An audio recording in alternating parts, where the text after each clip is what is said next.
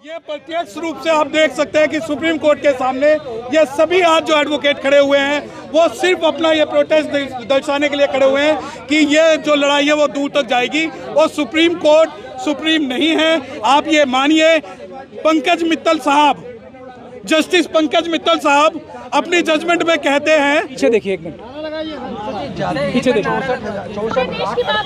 पीछे देखिए ना, ये तो सुप्रीम कोर्ट है।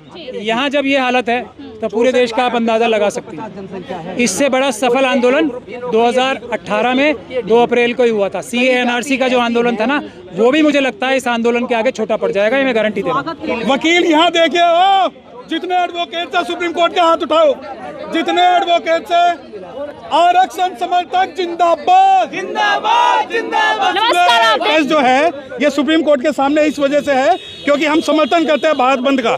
और दूसरी बात, आप पूछते हैं कि क्या decision, supreme court is not supreme in India, only parliament and the constitution of India is supreme and 7 जजेस of the high court can not encroach power of the parliament. दूसरी चीज, आप कहते हैं भारत बंद नहीं है। अगर आज हम यहाँ खड़े हैं तो अपनी सपोर्ट देने के लिए खड़े हुए हैं कि हम भी इस बंद के अंदर हैं और हम इसमें शामिल हैं। आप पूछते हैं कि सुप्रीम कोर्ट, क्या सुप्रीम कोर्ट, मैं आपको एक जजमेंट का एक पार्ट बताता हूँ। पंकज मित्तल साहब ने अपनी जजमेंट के पेज नंबर 40 पे ये कहा है कि वर्ना सिस्टम बहुत अच्छा सिस्टम है, जिसे मैं क्रिटिसाइज करता हूं क्योंकि जो जजेस हैं उनकी हमें पर्सनल ओपिनियन नहीं चाहिए, हमें उनकी कॉन्स्टिट्यूशनल ओपिनियन चाहिए। We are here to take the constitutional opinion of any जज। वी डोंट थिंक, अगर कोई जज ये बोलता है कि मोरनी जो है मोर के आंसुओं से गर्भवती होती है तो वो इनकम्पिटेंट है। जब solicitor general of India supreme court के अंदर ये बोलते हैं कि सरकार चाहती है सब क्लासिफिकेशन हो, तो सब क्लासिफिकेशन अगर डिसाइड होगा तो पार्लियामेंट के द्वारा डिसाइड होगा, ना कि जजेस के द्वारा डिसाइड होगा। कॉन्स्टिट्यूट असेंबली की हमें इंटेंशन और डिबेट्स पढ़नी पड़ेंगी। और जो ये जजमेंट है सुप्रीम कोर्ट का, सुप्रीम कोर्ट को ये जजमेंट वापस लेना होगा क्योंकि ये अनकॉन्स्टिट्यूशनल एक जजमेंट है जो कि जबरदस्ती शेड्यूल कास्ट लिस्ट को डिस्ट्रॉय कर रहा है। और जो शेड्यूल कास्ट लिस्ट है उसमें प्रेसिडेंट भी अमेंड नहीं कर सकते, तो ये पावर स्टेट को देकर सुप्रीम कोर्ट ने एक गलती की। बहन जी ने आंदोलन बुलाया था, क्या कहेंगे? देखिए, ये आंदोलन के अंदर बहुत सारे लोग हैं, मिशन जय भीम से भी लोग हैं और जन आंदोलन है। और आज आप ये मानिए कि 2 अप्रैल 2018 के बाद में अगर सबसे बड़ा आंदोलन कोई है तो वो आज 21 अगस्त 2024 का आंदोलन है, जब कश्मीर से कन्याकुमारी और कच्छ से कोहिमा तक आरक्षण समर्थक जो हैं सड़कों पर हैं। और ये कोई आरक्षण कोई भीख नहीं है, आरक्षण हमारा अधिकार है जिसे हम कॉन्स्टिट्यूशनली और पीसफुली लेकर रहेंगे। क्यों असफल हो गया?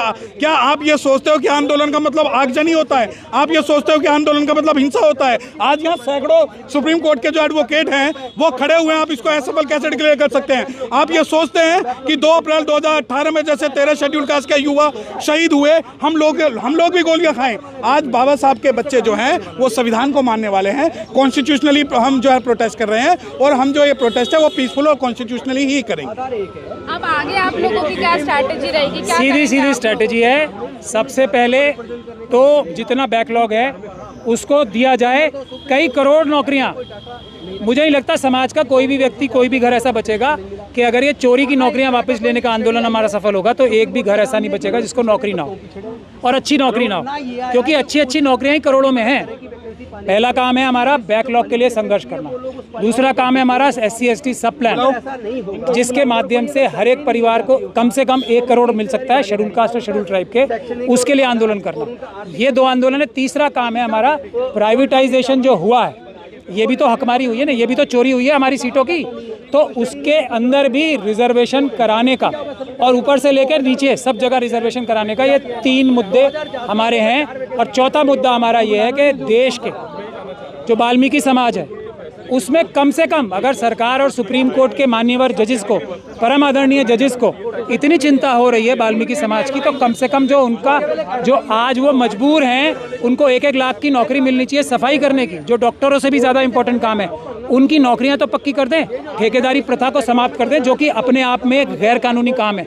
यदि ऐसा नहीं करते तो हम इसके लिए आंदोलनरत हैं। और जैसे ही ये होगा तो हम चौथी चीज़, 5वीं चीज़ ये करने वाले हैं कि हमारे शेड्यूल कास्ट और शेड्यूल ट्राइब के जितने भी लोग हैं उनको हर एक को ग्रेजुएशन की पढ़ाई की जाए, भले ही उनकी कितनी भी उम्र हो, उनको 2-2 साल के ग्रेजुएशन का कोर्स में चाहे वो लॉन्ग डिस्टेंस का हो या ऑफलाइन कोर्सेज हो, उसमें हर एक को ग्रेजुएट बनाया जाए अगले 2 साल में, ताकि जो करोड़ों नौकरियां आने वाली हैं उसमें जो कैंडिडेट कम पड़ेंगे उनको कैंडिडेट भी मिल जाए। ये 4-5 मुद्दे हैं। तमाम मांगे तो सर हमने आपकी सुन ली हैं, आप बोल भी रहे हैं, लेकिन इससे भारत बंद से क्या फायदा होगा? भारत बंद क्यों सोते बुलाया गया है? जो सोने का नाटक कर रहे हैं ना सब, जानबूझ के जिन्होंने ये चोरी डकैतियां की हैं, उनको ये बताने के लिए कि जो तो तुम आंख मूंद के बैठे हो और ये जो कान में रुई डाल के बैठे हो, ये हमें पता है तुमने जानबूझ के डाली है। आंखें खोलो, कान खोलो, जनता आ रही है, मजबूर मत करो हमें कि हम तुम लोगों को अपने पदों से हटाएं और ईमानदार और शरीफ लोगों को लाएं एक पीसफुल प्रोटेस्ट के जरिए से। ये साफ साफ बात है, देश में ना प्रधानमंत्री ऊपर है, देश की जनता ऊपर है, ना सुप्रीम कोर्ट के चीफ जस्टिस देश की जनता से ऊपर है। हमें मजबूर ना करें इस प्रकार की जजमेंट्स, इस प्रकार के फैसले देके कि हम आपको पीसफुल तरीके से अपने पदों से हटाएं और ईमानदार लोगों को लाएं। हम नहीं चाहते। सर, इसका क्या लगता है, इसका क्या मकसद होगा कि SC ST OBC अब बट जाएंगे आने वाले दिनों में? अगर मर गए बांटने वाले हम लोग पागल हैं, मर गए बांटने वाले। जो लोगों को कुछ समय के लिए, हमारे कुछ लोगों को जो बहकाया गया है ना, वो कब पता लग जाएगा? अभी 1 महीने में पता लग जाएगा, 2 महीने में लग जाएगा, 3 महीने में लग जाएगा, उन्हें 6 महीने में लग जाएगा ना। किसी को एक भी नौकरी नहीं मिली, बल्कि जो पुरानी नौकरियां थी वो भी छिन गई, उतनी परसेंटेज भी नहीं, तो तब वो हमारे साथ आ जाएंगे। वो हमारे भाई हैं, उनके प्रति हमारा ज़्यादा जिम्मेदारी है। हम उनके लिए लड़ेंगे भी और उनके लिए अपनी जान भी दे देंगे। वो हमारे भाई। प्रधानमंत्री ने तो कहा है कि ये तो क्रीमी लेयर जैसा कुछ ऐसा नहीं होने वाला है। तो प्रधानमंत्री अगर क्रीमी लेयर का कॉन्सेप्ट खत्म करना चाहते हैं तो यही भी तो क्रीमी लेयर ही है। ये जजमेंट तो सारी क्रीमी लेयर की बात है ना, कि समाज का एक होमोजीनियस जो जजमेंट है, एक होमोजीनियस समाज है, उसमें से कुछ लोगों को आप बता रहे हो कि वो तो आगे निकल गए और बाकी पीछे निकल गए। और क्या क्रीमी लेयर होता है? प्रधानमंत्री जी सबको धोखा दे सकते हैं, अम्बेडकरवादियों को नहीं दे सकते। क्रीमी लेयर है तो ये सब कैटेगराइजेशन भी क्रीमी लेयर ही तो है, और क्या है? लेकिन इससे क्या लगता है, प्रधानमंत्री झुक गए हैं? प्रधानमंत्री झूठे हैं? नहीं, वो तो है ही झूठे।